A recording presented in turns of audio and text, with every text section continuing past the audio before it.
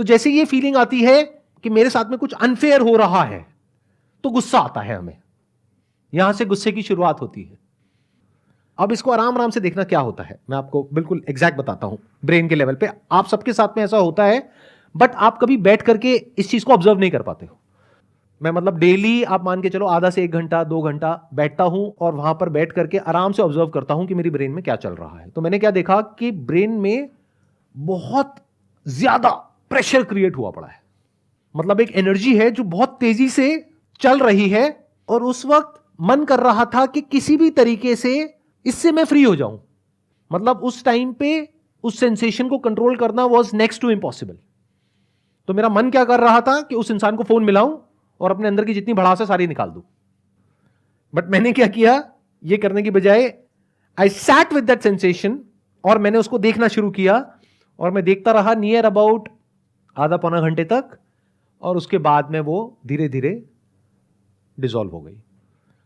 तो क्या होता है कि वो जब प्रेशर बिल्ड होता है ना अंदर, तो वो किसी भी तरीके से बाहर आना चाहता है, और जब वो बाहर आना चाहता है तो वो कई बार होता है कि उस इंसान पे बाहर आ सकता है और कई बार नहीं आ सकता है।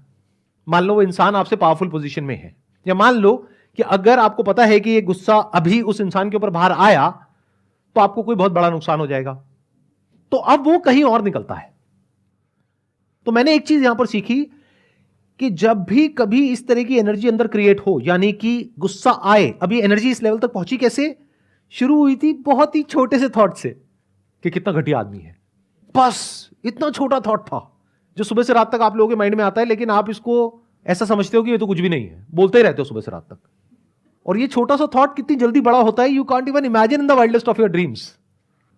तो एक हल्का सा थॉट आया था अंदर, यानी मैंने अपने आप को बोला था कि कितना घटिया आदमी है, ऐसे कैसे कर सकता है। और वो थॉट आ तो गया, बट उसको निकालने का कोई तरीका नहीं है, वो कंटिन्यू हो गया। मैं अपने और काम कर रहा था, लेकिन बैक ऑफ द माइंड वो चल रहा था।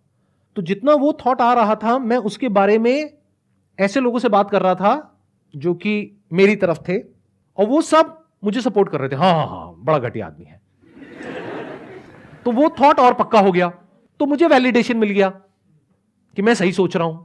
अब अगर मैं सही हूं और सामने वाला गलत है, और 10 बंदे मेरे आसपास वाले कह रहे हैं कि वो गलत है और तू सही है, तो वो तो थॉट और पक्का हो गया। अब वो थॉट बहुत तेजी से घूमने लग गया।